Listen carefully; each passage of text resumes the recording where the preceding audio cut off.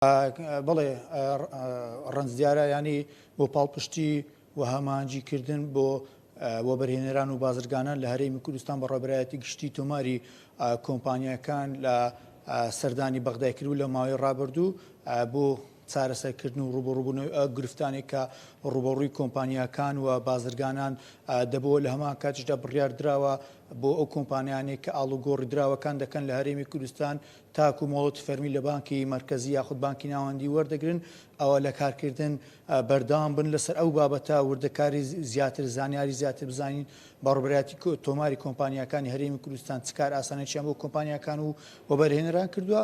بڵند محەممەد بۆ ڕێبەری گشتی تۆماری کۆمپانیەکانی هەرێمی کوردستان لایە زانیاری باشتر وترمان پێدات کاک بڵند سوپاس بۆم دەرفەتەکەمان پێمان بڵێ ئێوە دوێنێ تا درنگانی شەو پێمابی لە شاری بەغدا بوون چ کار ئاسانێکتان بۆ کۆمپانیەکان و تۆماری کۆمپانیەکان و بریکاری بازرگانی کۆمپانیەکان کردووە لە هەرێمی کوردستان.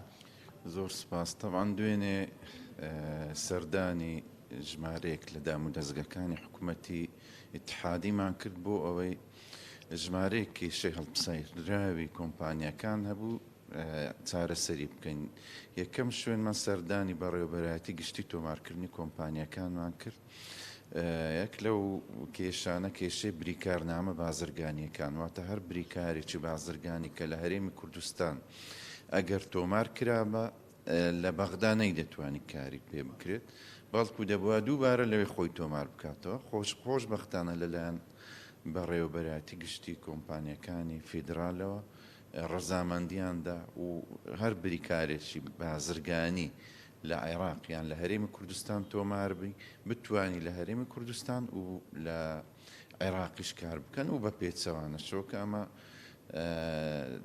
مژدەیەکی خۆش بوو ئەم کۆمپانیانە. لایەکتر پاراستنی ناوی بازرگانی بوو. هەر کۆمپانیایەک کە ناوی لە هەرێمی کوردستان ناوێکی خواستیان تۆماری کرد لە بەغدا نەیدەن بە کۆمپانیایەکی تر و بە پێچەوانەشەوە و مەبدەئی گۆڕینەوەی قاعدەی بەیانات و داتای کۆمپانیەکانی هەرێمی کوردستان و عێراق بۆی بتوانین پاراستنی ناوی بازرگانی خاوەن ناوەکان بکەین. بەشێکی تر کە بە خۆشحاڵیەوە لەلایەن بەڕێز عەلی عەلاق پارێزگاری بانکی ناوەندی عێراقی و جێگرەکەی و بەڕێز دکتۆر دڵڕغام بەڕێوەبەری گشتی موئەسساتی غێر مەسرەفی پێشوازیمان لێکرا لۆ دوو تەوەر بوو. تەوەری یەکەمیان لەبەرەوەی لە هەرێمی کوردستان 641 کۆمپانیا ئاڵوگۆڕی دراو تۆمار کراوە دوای ئەوەی لە ساڵی 2022 دوای سەردانیکردنمان بۆ بانکی ناوەندی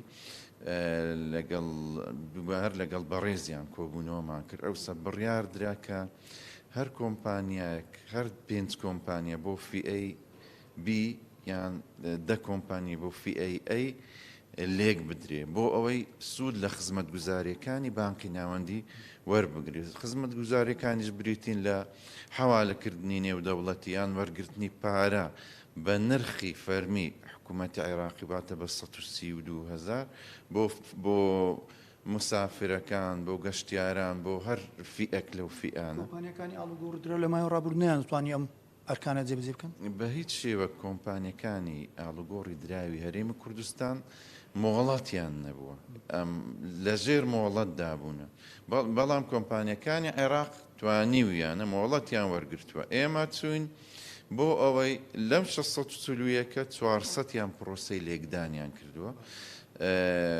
بەڕێز پارێزگاری بانکی ناوەندی باڵێنی پێداین کە لە ماوەی ئەم 10 ڕۆژەی داهاتوو ژمارەیەکیان مۆڵەتی ئەو کۆمپانیانیان بۆ بگەڕێتەوە بە فەرمی واتە سوود لە خزمەتگوزاریەکانی بانکی ناوەندی وەربگرن و لە تەوەرێکی تر ئەو کۆمپانیانێک کە لێک درابوون 5-5یان دەدا نەیان دەهێشت نووسینگەکانی دیشیان بکەنەوە و ژمارەیەک فەرمانبەریان لەسەر کەڵەکە ببوو و ڕەزامەندی ئەوەشمان وەرگرت کە لە نەو پاش بێن ئەو کۆمپانیانە بتوانن نووسینگەکانیان لە شار و شارۆچکەکانی هەرێمی کوردستان بکەنەوە کە ئەمەش متەتەڵەبات و داواکاری تەواوی کۆمپانیەکانی ئاڵوگۆڕی دراوبوو بە خۆشحاڵیەوە ڕەزامەندی لەسەردا.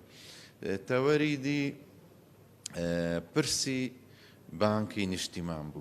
پرسیارە بکەم باقی نیشتیمان لە ماوەی ڕابردوو پێم ساڵی ڕابردوو بڕیاری دامەزراندندا ئەم ئەرچی چی دەبێت ئەم بانکە کەی دەست بەکار دەکات چ سوودێک بۆ کۆمپانیەکان خەڵکی کوردستان دەبێت؟ بەڵێ لەبەرەوەی لە ساڵی مانجی 2023 کۆمپانیایکی گشتی حکومی بە ناوی بانکی نیشتیمان لە هەرێمی کوردستان تۆمار کرا.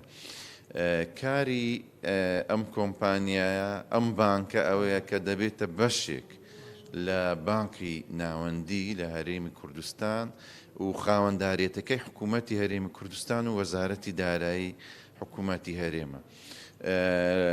ئەم بانکە تەواوی ئەو خزمەت گوزاریانەی کە لەلایەن بانکی ناوەندی پێشکەش دەکرێت ئەم بانکەش پێشکەش دەکرێت و هەمان شێوە ئەم دەسەڵاتەی پێدەدرێت لە مانجی 2023 مۆڵەتی دەرچووە تەوان مانجی 9 دامەزرای مانجی 12 مۆڵەتی فەرمی لەلایەن بانکی ناوەندیەوە وەرگرت. مەبەست لەو دیدارە ئەو باسە چۆنیەتی دەست بەکاربوون و کردنەوەی لقەکانی بانکی نیشتیمان بوو چۆن بتوانین کار بکەین لەژێر ڕێنمایی و ڕاستپاردەکانی بانکی ناوەندی عێراق و هەروەها ڕێنمایە نێودەوڵەتیەکان ئەوەی کە پەیوەندی بە سپیکردنەوەی پارە و پارەدارکردنی تیرۆر هەیە. ئەوە بوو بڕیارەکانی وەزارەتی داراییمان بردە ئەوێ و ئەو بانکە لە ئایندە چ نزیک دەست بەکار و پێشکەشکردنی خزمەت گوزاری. سپاس بۆ زانینەکان بڵ محەممەد بە ڕێبەری گشتی تۆماری کۆمپانیەکانی هەرێمی کوردستان بەزات دەگەڕێمەوە لاتان بەڵێ.